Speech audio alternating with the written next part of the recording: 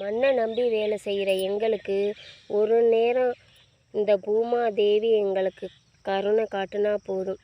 இதில் மிளகாய் நல்லா காய்ச்சி விளைச்சல் நல்லா விளைஞ்சு நாங்கள் எங்கள் கடனெலாம் கட்டிட்டா எப்படி இருக்கும்? மண்ணோட அருமை நம்ம வேலை செய்கிறதுல தான் இருக்குது. நம்ம மண்ணை நம்பி நம்மளோட உழைப்பை நம்பி விவசாயம் பண்ணினா கண்டிப்பாக நமக்கு நல்லதே நடக்கும்.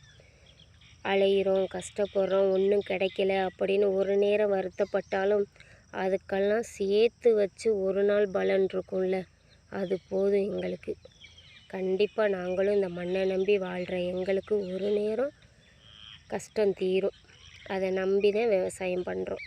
உங்களுக்கு இந்த வீடியோ பிடிச்சிருந்தால் லைக் பண்ணுங்கள், ஷேர் பண்ணுங்கள், கமெண்ட் பண்ணுங்கள், சப்ஸ்கிரைபர் பண்ணுங்கள்.